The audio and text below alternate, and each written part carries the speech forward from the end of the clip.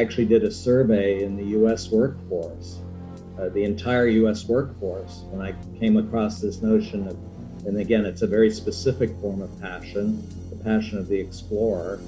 And what I found was that at most 14% of US workers have this kind of passion about their work. 86% do not. And I don't think that's an accident.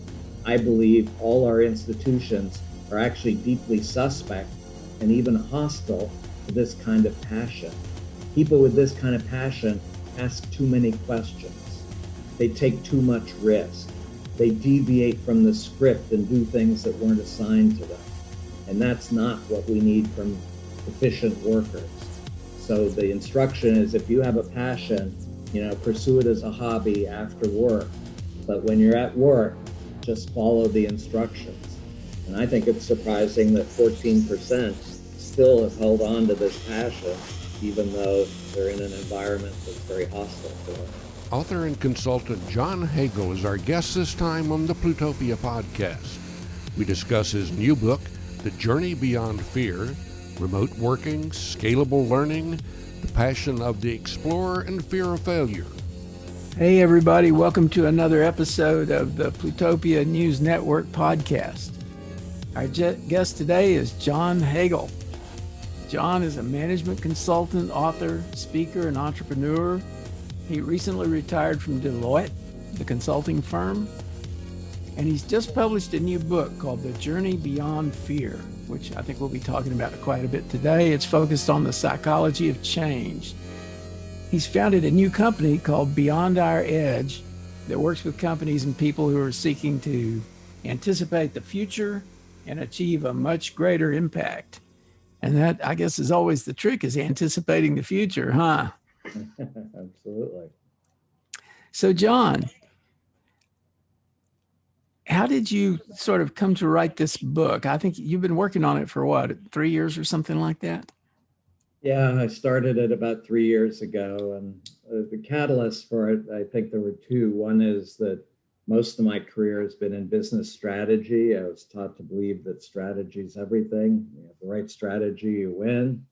And over the years, I've come to believe actually that psychology is more important than strategy, that if we don't understand the emotions that are shaping our choices or actions, the best strategy is just going to sit on a shelf somewhere.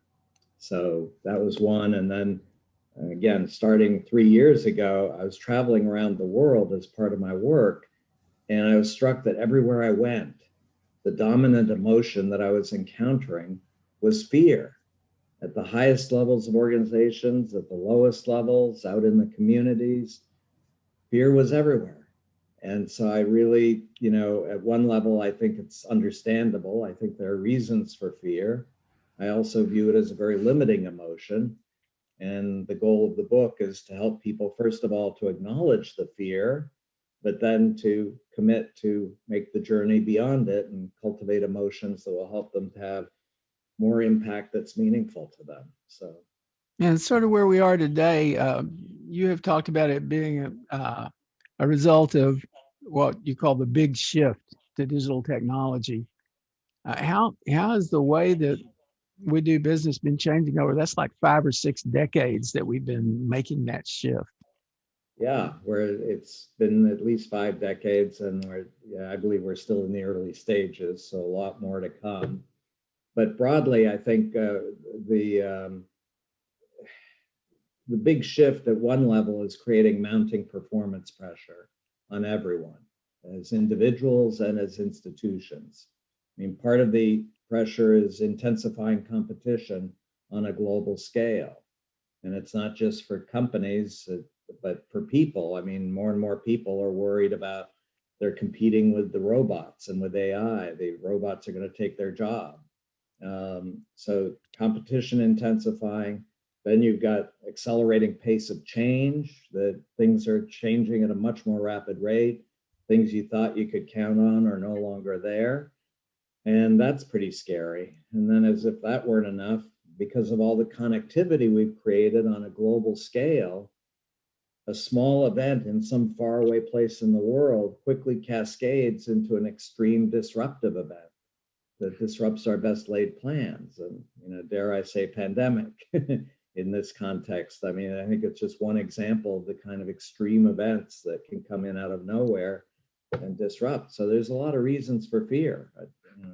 Well, and there's also the fact that over the years, like early on when we started advocating for a more mainstream internet and a global network, we saw all the upsides and opportunities, but we didn't necessarily see the downsides. But the downsides are coming around to hit us now pretty hard, right?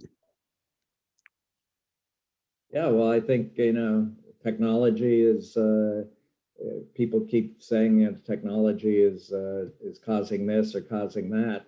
Technology doesn't cause anything. We cause it in the use of technology.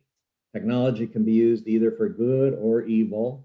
And I think part of the challenge is how do we find ways to harness the technology to help us increase our impact and potential versus, feed the fear. And I guess if you use any technology or have it long enough, people can find uses for it that are, shall we say, counterproductive or difficult, or you can find a way to use it for bad purposes rather than good purposes. But I know you're very focused on finding opportunity.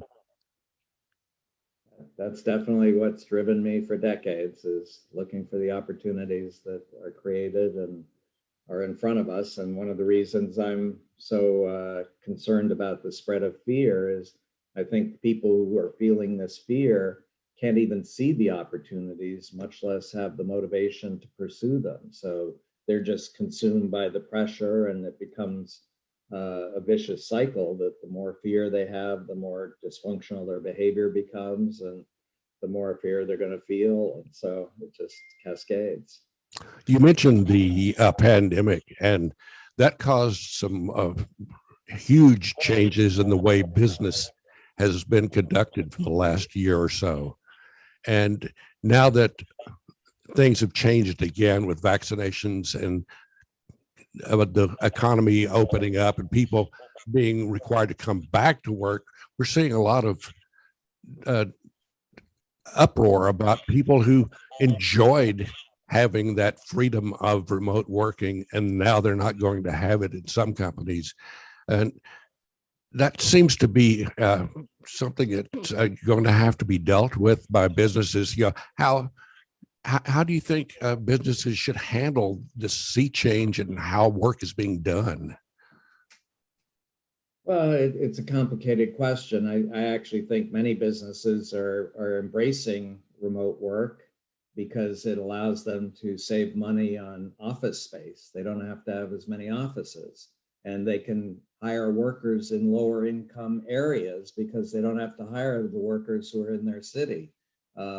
So I think it's a mixed bag in terms of many companies are going to continue to follow this remote work, but I think not for the best of reasons.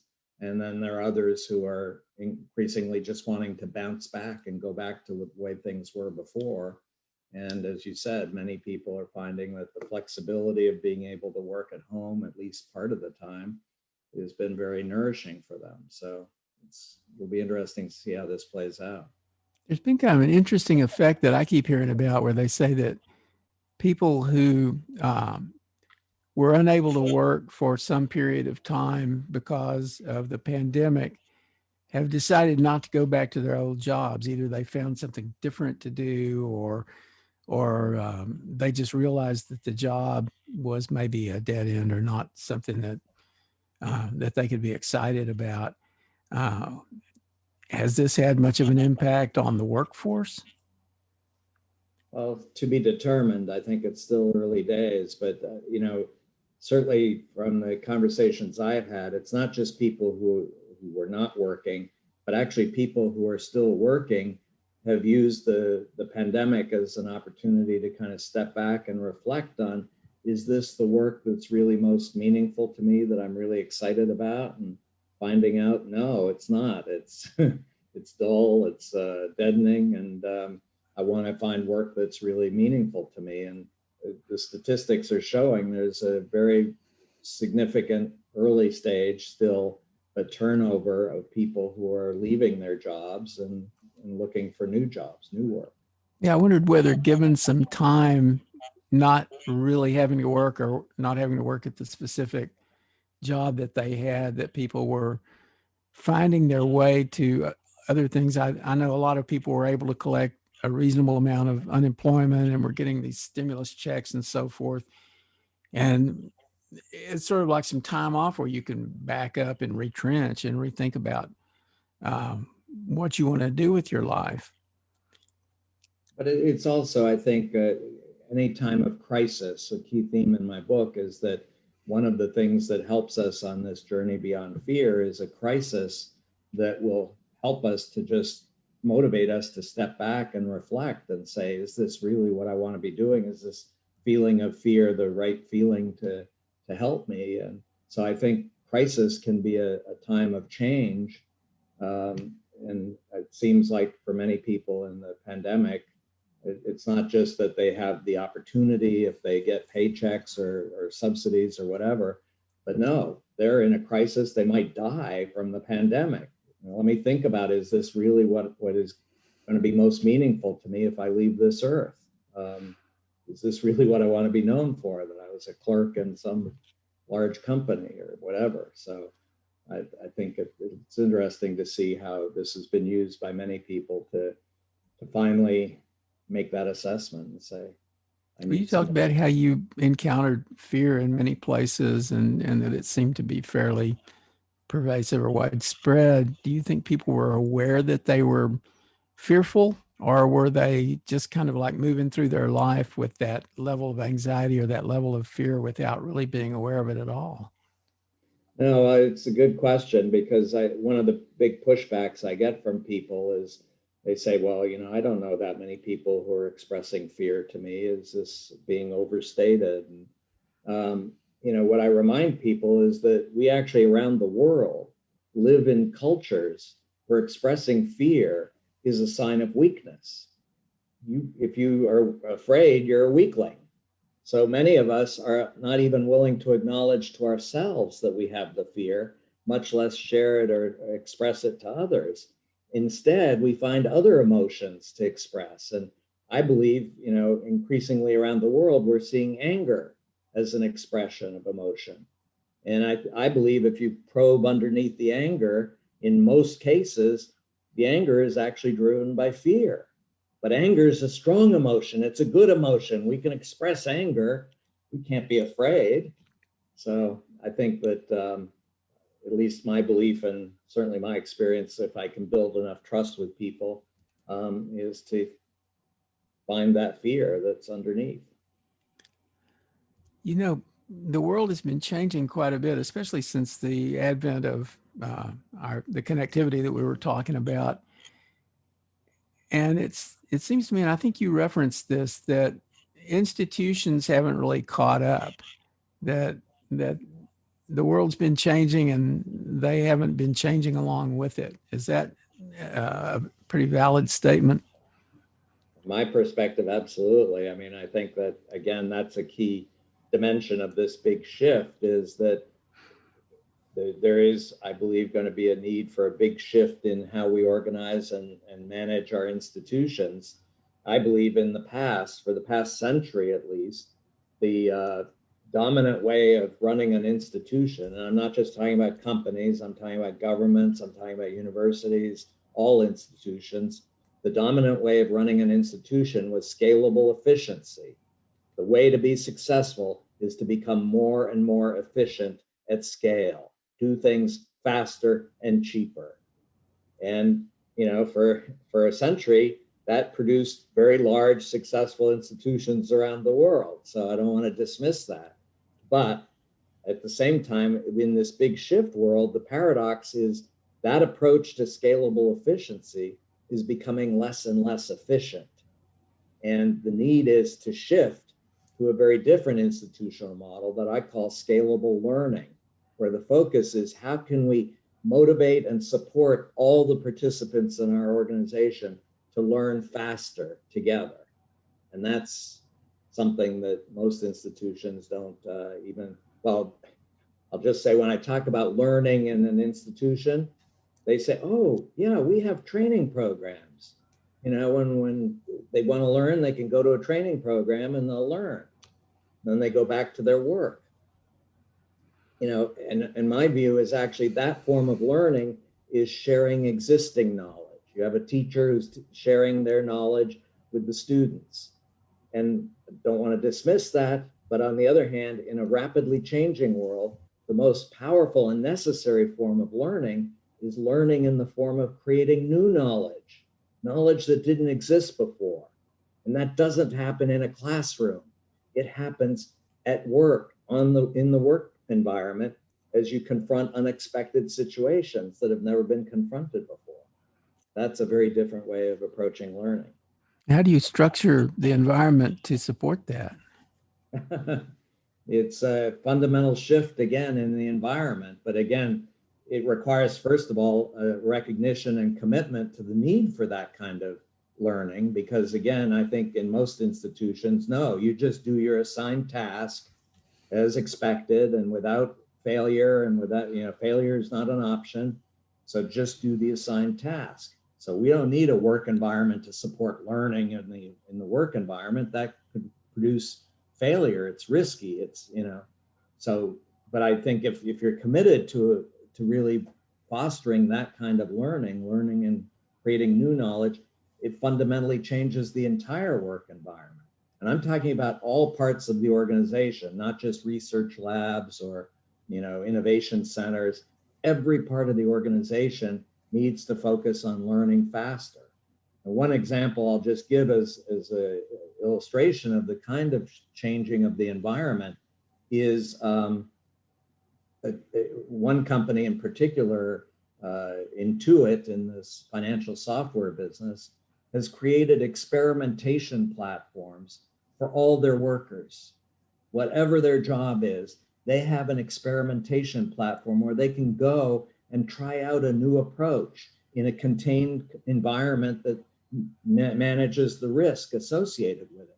But it sends a powerful message to the workers that actually they're expected to experiment, to try new things, to learn from those new things, and they're going to help manage the risk associated with it. And I guess they have a structure for reviewing and incorporating the results of those experiments. Absolutely. They provide feedback, and it's a learning process for the workers. So it's a great way to help support learning on the job versus just, you know, in a classroom. You know, one thing you've talked about is the difference between zero sum and win-win philosophies. Why is it that people have such a zero sum view of the world? Well, again, many reasons, but in the context of the emotions, I think one of the consequences of fear is we tend to shrink our time horizons. If we're afraid, we can't afford to look out into the future. We just have to focus on today because there's so much pressure today. And if you just focus on today, guess what? There's only a fixed amount of resources available today. There are no more resources other than what's available today. And the only question is who's going to get them, me or you? It's a zero-sum view of the world. There's not going to be more resources. We have what we have, and you seem like a nice person, but hey, I can't afford to trust you. I know only one of us is going to get these resources at the end of the day. So again, it becomes a very dysfunctional kind of emotion because you begin to disconnect from others, you erode trust in others, you want to isolate and just do everything yourself because you can't afford to trust anybody in a zero-sum world. I was just reading some of your blog entries, and I was fascinated by what you wrote about the gig economy and how that needs to change to a guild structure. And I'm fascinated by that. I studied European history and read about the old guilds. Can you explain what you were driving at in that? Yeah, I think, again, it's early days. I don't see it fully developing yet. But I think that today what we have in the gig economy is isolated individuals working on assigned tasks. I mean, again, it's very much the old work model. versus I think increasingly those independent workers, contractors, are going to see that the world is changing at a very rapid rate and they need to learn faster. And they're going to learn faster if they come together versus if they just try to do it alone. And that led me to go back to the guild model in history, which, again, complicated. There were many dimensions to guilds, but certainly one key dimension to a guild was helping the participants to learn about the craft or trade that the guild was focused on, and that they could learn faster together than if they were just sitting in isolation. So my expectation is over time, because of this pressure and the need to learn faster, we're going to see guilds start to form where they'll help the participants to learn faster together. So we should get into talking a little bit about your book specifically and some of the things you talk about there. You talk about narratives and passion and platforms. Can you say a little bit about how those things work together? Well, that requires some discussion, because I first of all have to define narratives, passion, and platforms, since everybody uses these terms in a very different way than I do. So part of my book is, the mission in my book is to explain how I define these terms and why I think the definitions are so important. But, for example, narratives, everybody talks about narratives as the same thing as stories. You can use either one and you mean the same thing. Story and narrative, same thing. I think there's actually a significant difference that can be made between the two. For me, a story is self-contained. It has a beginning, a middle, and an end to it, the end. And the story is about me, the storyteller, or it's about some other people, real or imagined, but it's not about you. You can use your imagination, figure out what you would have done in that story, but it's not about you. In contrast, for me, a narrative, the way I define it, first of all, is open-ended. There is no end yet. There is no resolution. There's some kind of big threat or opportunity out in the future, not clear whether it's going to be achieved or not. And the resolution of the narrative hinges on you. It's a call to action to say your choices, your actions are going to help determine how this resolves. What's it going to be? And I think, again, in the context of moving from fear to other emotions of excitement and hope, if we're driven by a narrative that's focused on threat in the future, we're going to be driven by fear. And the challenge and opportunity for us is to evolve our narrative so we start to focus on a really big opportunity that's inspiring and exciting and will help us to move beyond fear, and will be a call to action to others to join us so that we can all address this opportunity together. So again, it's and then they are all related, because I think the way I talk about narrative, I view it as a catalyst to help shift our emotions. But the motion that I think is most powerful, and I call it the fuel that will drive the journey, is this very specific form of passion that I've identified in my research. And so the passion of the explorer becomes the fuel that energizes us and helps us to make that journey. And then on the other side, platforms I view as a catalyst that will help us to expand our impact by coming together. So we're not just doing this all on our own, but we're connecting and learning faster together. And so that's ultimately the connection of the three. Yeah, it makes me think about that D. Hock quote that I found in your writing. It's not about risk and reward. It's about fear and hope. That's ultimately what motivates people to act. That's That so was true. a huge wake-up call for me to say I needed to shift my view of how I was describing things, for sure. You had an earlier book that you are also referencing some of your current writings about the power of pull. Could you kind of explain what the power of pull represents? Yeah, I'm again, asking you really long questions, so we may be here for hours. I know.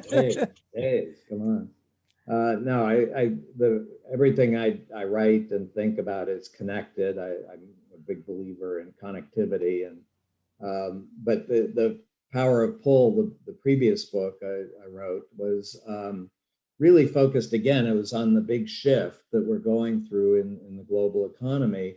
And what I was trying to do is capture, again, an institutional model of how you organize resources.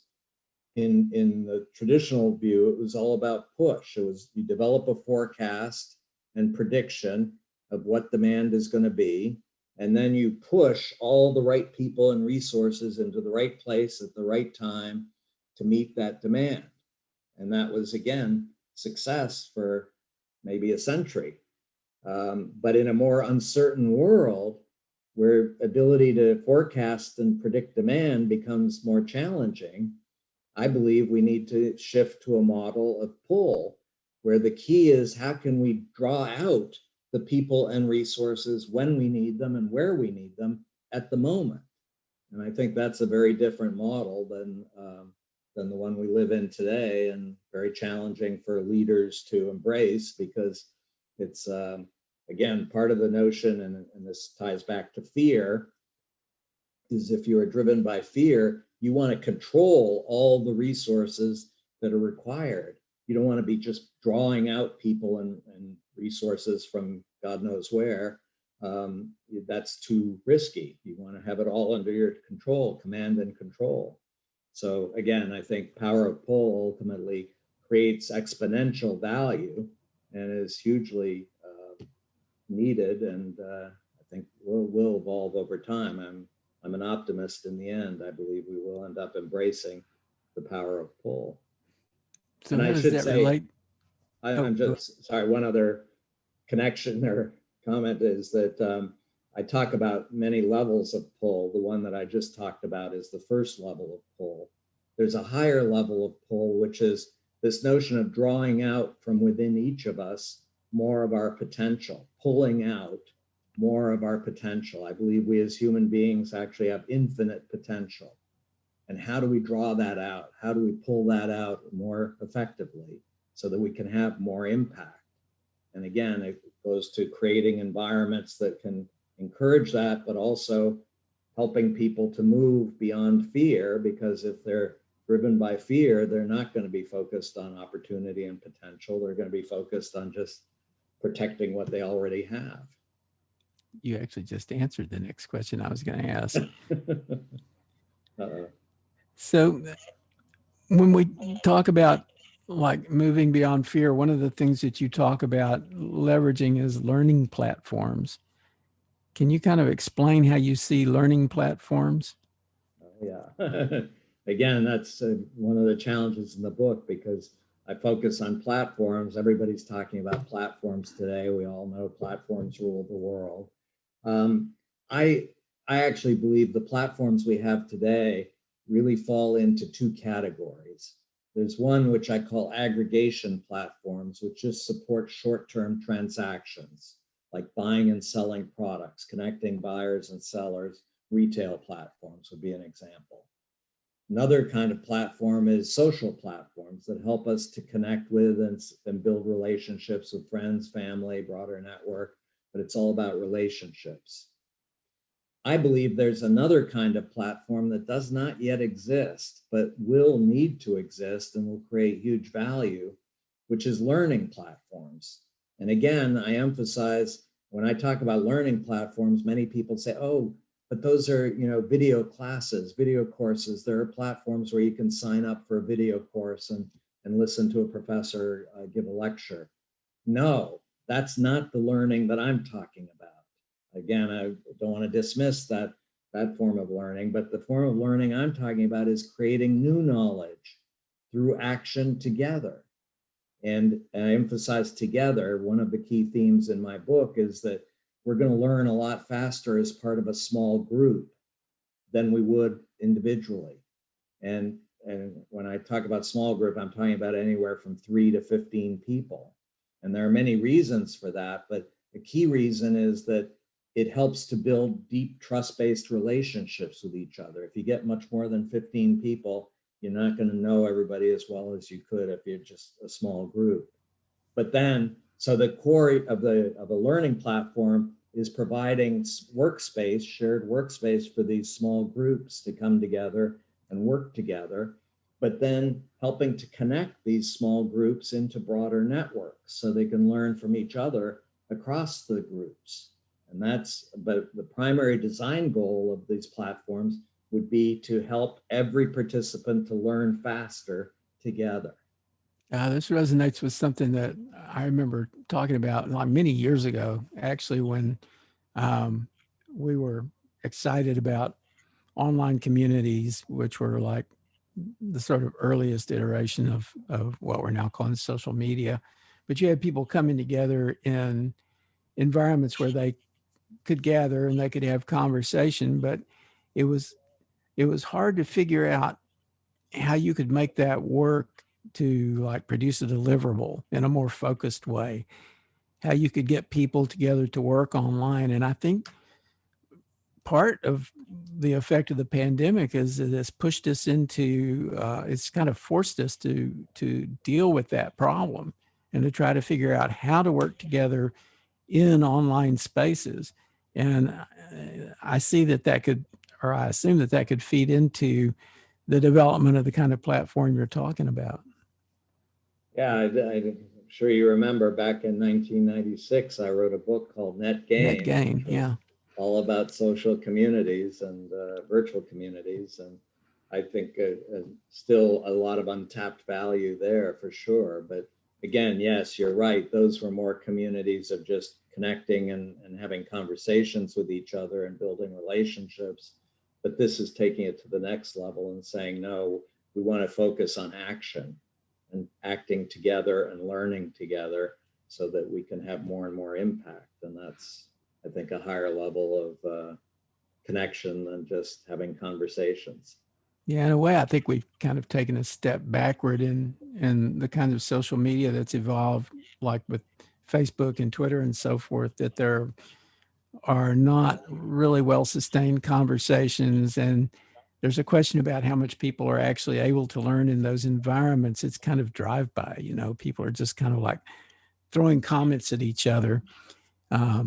In a real online community like The Well, which I've been part of for years, you have these sustained conversations, and actually there's quite a bit of learning that happens there, because what people are doing mostly is sharing knowledge with each other.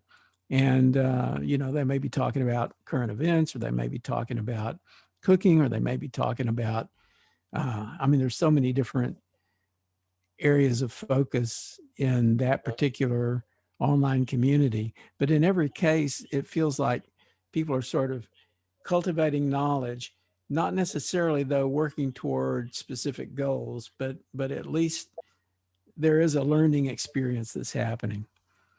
Yeah, there is learning. Again, I don't want to dismiss it, but I take your point. I think in the communities that I've been part of, it's more sharing existing knowledge.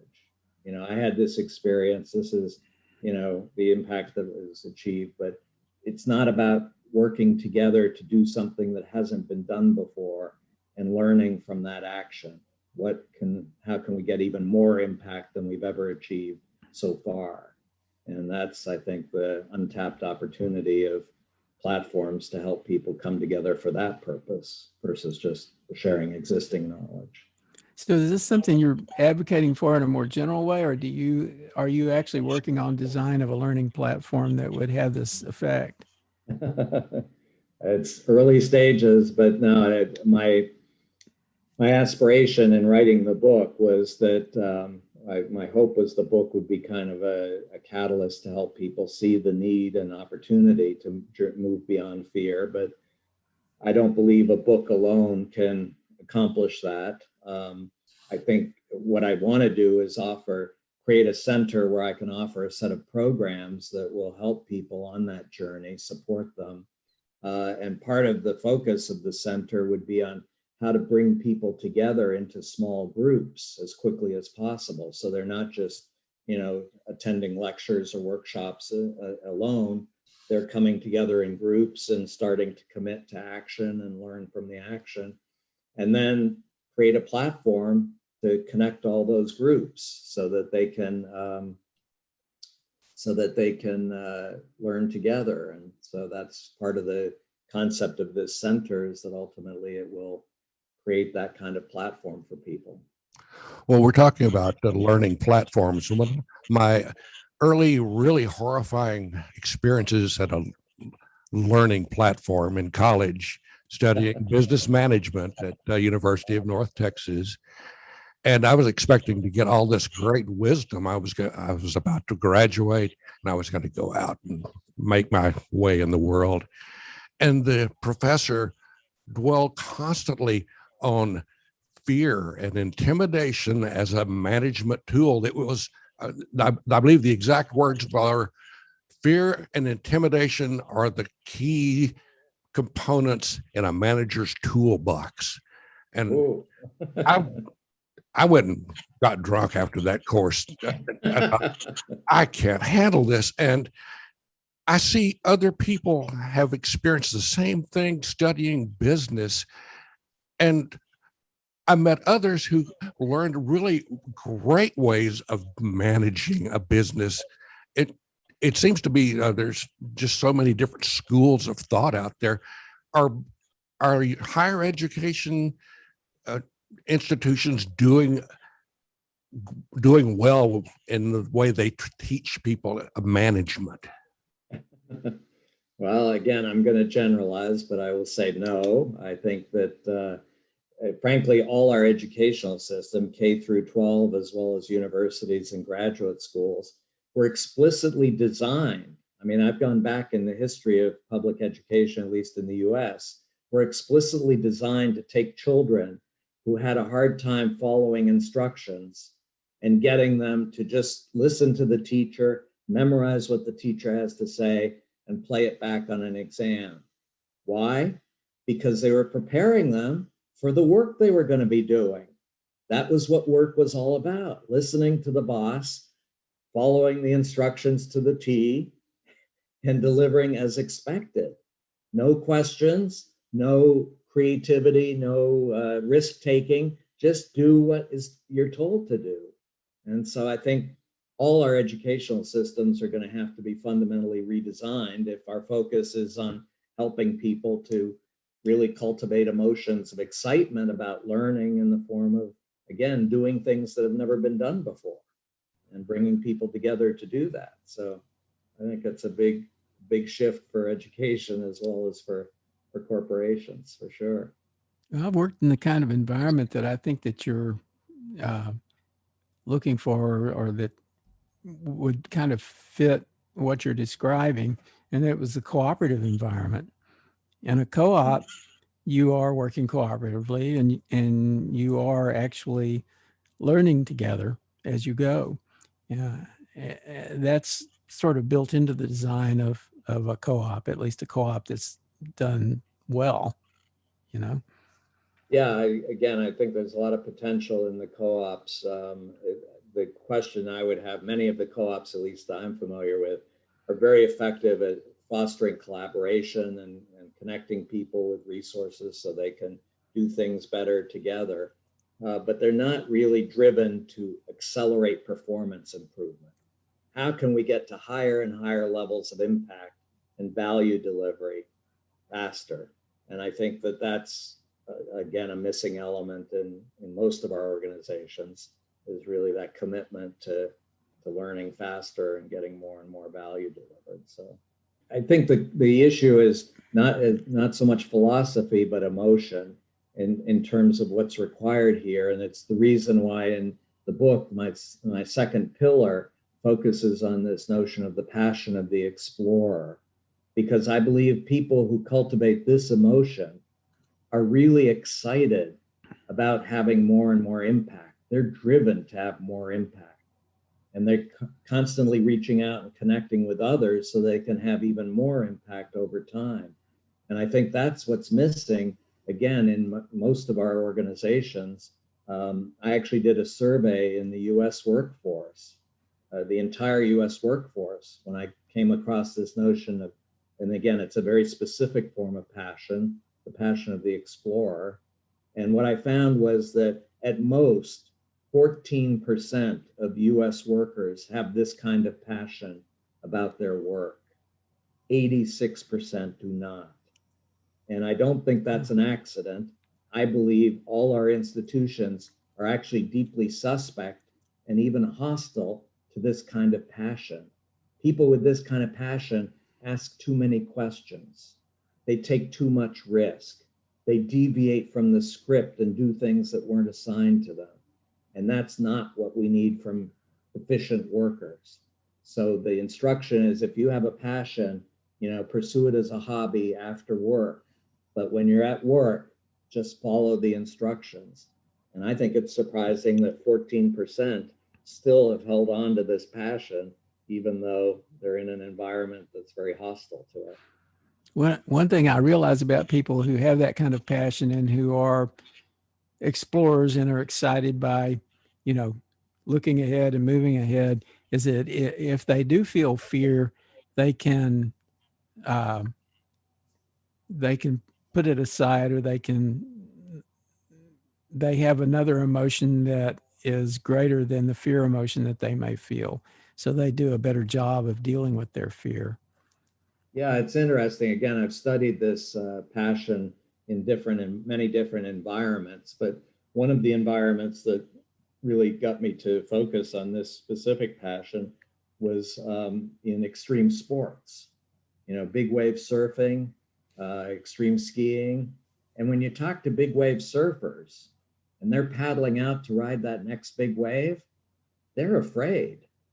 They know that they could not only fall off the surfboard, they could die. People have died riding those waves, but they're still paddling out because in spite of that fear, they're so excited about the opportunity to do something that hasn't been done before that they're moving out. And so, yeah, it's funny that you bring that up. I was just watching a thing that premiered the other night on HBO called The 100-Foot Wave, and it's about those guys. It's about those surfers, and you can just see that. I mean, the idea of a big wave, 100 foot, 125 foot, one guy said, is almost an obsession with them. They just love the idea that they can get a wave of that size.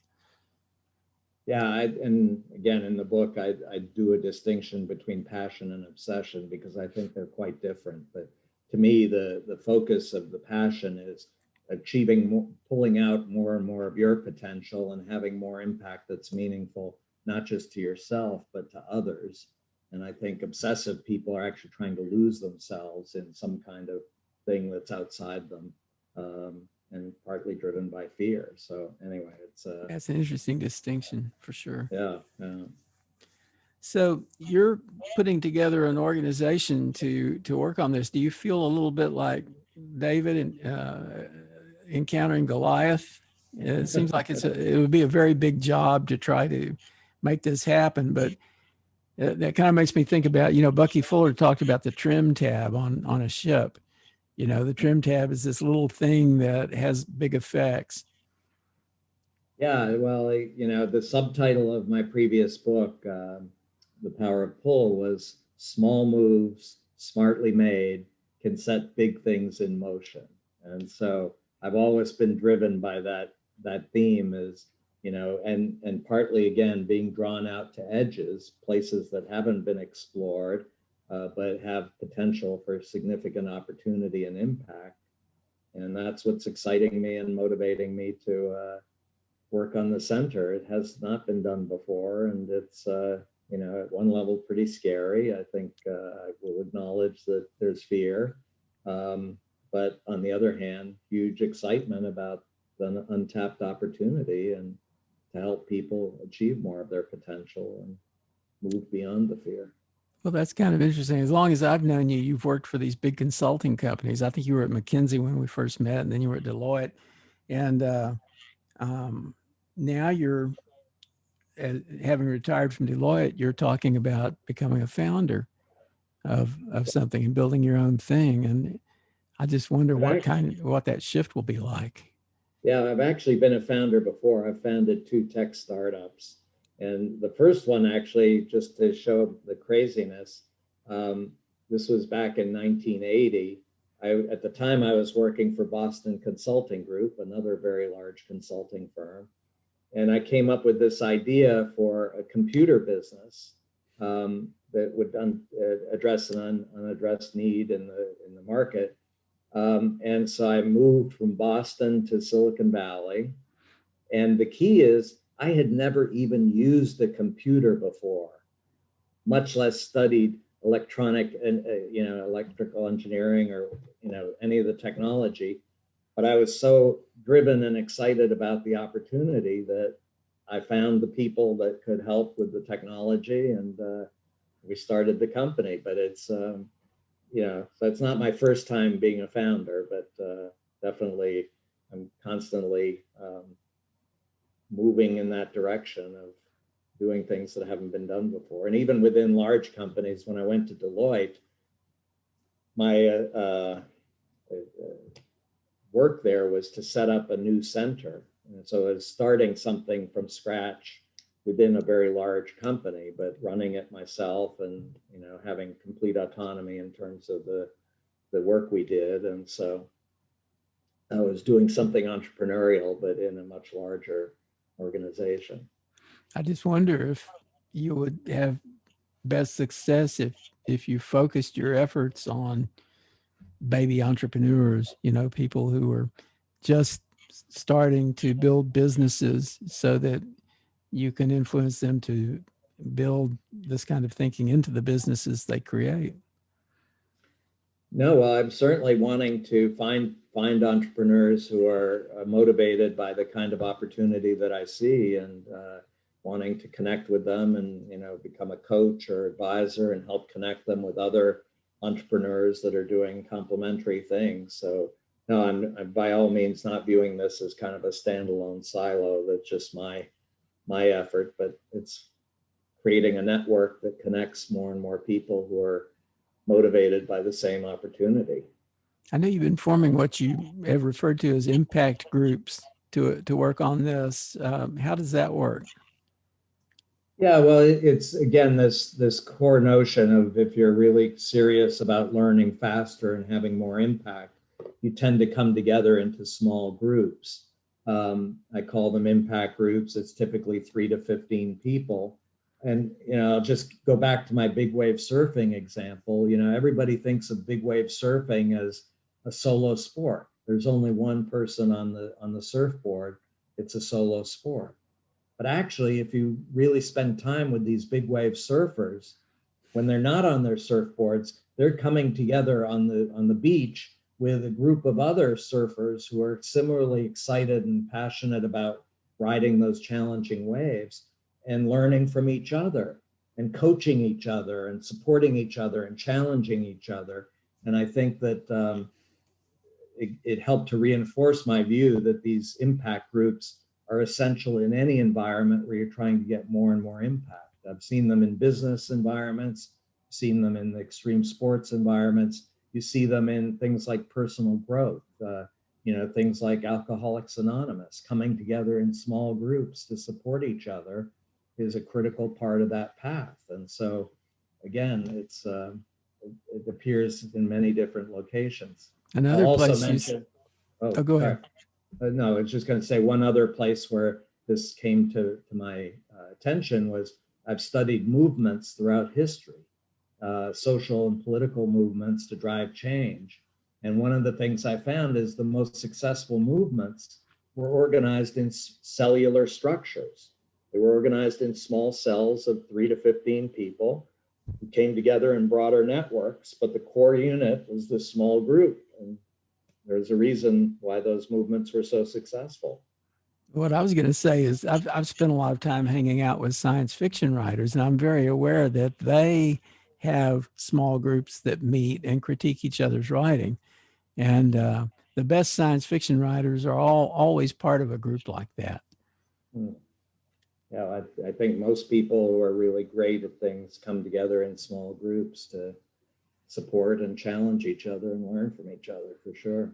Yeah, and it's kind of unfortunate that we've sort of got into this myth of the hero where we think of all of these solitary endeavors, they're never solitary. Invention, Right. the best inventions are created not by a sole inventor, but by maybe one person could take the credit, or was sort of the person who launched the invention, but there's always a lot of influence from other people. Absolutely. Yeah, for sure. And I guess one thing that you could do is draw on the strength of that concept and get people to be comfortable with the idea that you don't have to be a hero. You can be part of a larger group that where your satisfaction can come from your commitment to the group and helping the group along, and what the group achieves, and not necessarily what you achieve or take credit for. No, exactly. And that's, again, one of the key goals of this new center of mine is based on the research that I've done. Those groups not only help each other to come up with great new ideas and learn faster, and it's all related, but they also are very powerful and effective in fostering the emotions that will help us, motivate us to move forward at a much more rapid rate in spite of fear. Again, not dismissing the fear, not saying it's going to go away, but in spite of the fear, if we're part of a small group where we see everybody's equally excited about this thing, okay, I'm staying on board. Let's go. Well, talking about fear, one of the fears that I've encountered that really impede people's striving for success or for whatever it is they want to do is a fear of failure. So many people are afraid of failing that they limit themselves. And I used to go to some groups where people talked about what they benefited from failing. They learned from failure, and people don't get that kind of knowledge that it's okay to fail as long as you learn from it and you don't repeat whatever caused that failure. Yeah, well, again, I think it's a reflection of the corporate cultures and social cultures we live in. I mean, one thing you hear in the scalable efficiency institutions, repeated to employees all the time, is failure is not an option. You will deliver as forecast and predicted. And it's why so many people are afraid that they're going to fail. Oh my God, I can't fail. I'm not allowed to fail. I'm going to be fired if I fail. Versus, again, the notion not only that it's okay, but it's necessary. If you're really committed to learning in the form of creating new knowledge, you are going to fail. Not every initiative is going to succeed. But to your point, the key is to learn from the failure and to get better at what you're doing as a result of it. So what are your next steps, John? What are you working on now to sort of build this out? Well, I've done some pilot programs around some of the specific elements in the book, like this notion of personal narratives, helping people to, first of all, articulate what their personal narrative is, because I think most of us, we all have a personal narrative, but very few of us have taken the effort to articulate what it is, and then to reflect on it and evolve it in ways that will help us to cultivate other emotions.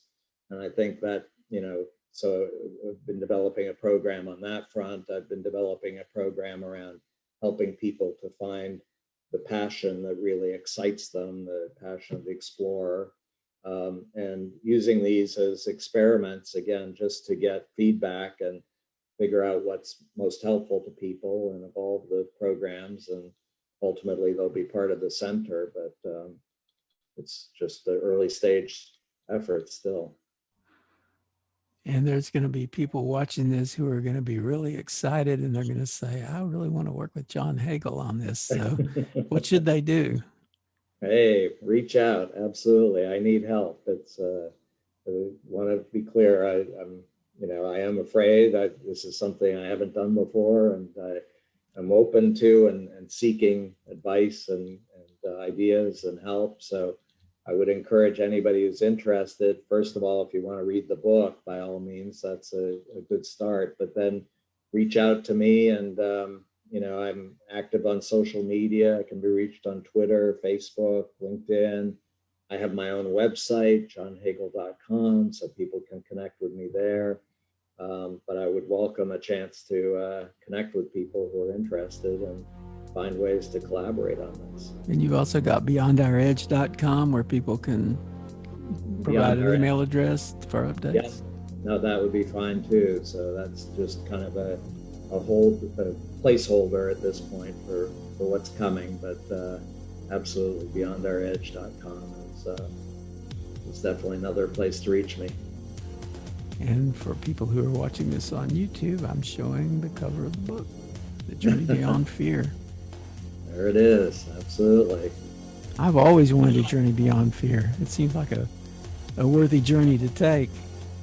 No, I think we all would benefit enormously from that journey. I mean, some of us have already made the journey, but I think the vast majority of us still are, again, don't even acknowledge our fear, much less commit to making the journey beyond it. So more to come for sure. Well, thanks, John. Thanks so much for joining us. No, it's been a great conversation, and welcome the interaction and great questions, and hopefully I was responsive to what was on your mind for sure.